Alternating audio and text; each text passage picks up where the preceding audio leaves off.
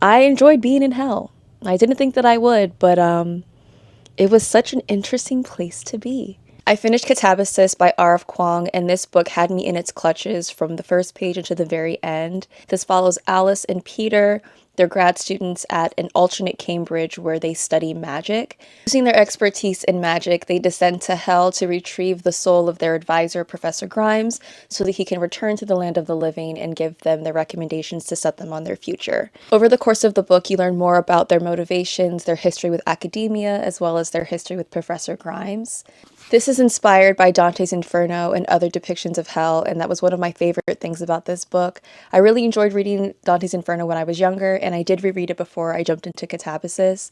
While it's not necessary, I think all of those references being at top of mind did help with my reading experience. This world has such a unique magic system, and it's based mostly on logic. One of my favorite things about reading R.F. Kuang's work and the magic systems that she creates in these worlds is its application. It all seems to make sense. Another thing that I appreciate from her writing in academia, or dark academia in particular, is her history with academics, and it just bleeds through the pages. Alice and Peter are such three-dimensional characters, and you learn that over the course of the book. It was not unlike meeting somebody for the first time. You know, at the very beginning, it's very surface level, but as you get to be more comfortable and learn more about each other, those layers come back. And you get to see so much more about the person, what they've been through, and all of the assumptions that you've made about them. You start to see what the truth truly is. And I think that's one of the most beautiful things about this story. I also appreciated how her depiction of hell had more than one belief system represented.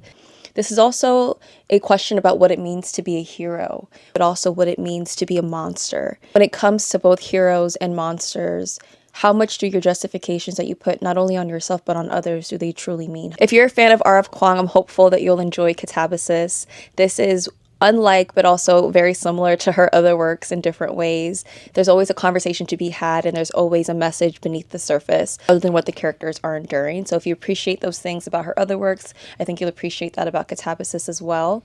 Also, if you're not a fan of R.F. Kuang, but you want to give her writing a second chance, Katabasis might be the one for you if you are into depictions of hell, very philosophical writing, deep character study, flawed or morally gray characters. It might be worth checking this one out. Thank you so much to Harper Voyager for providing me with this proof.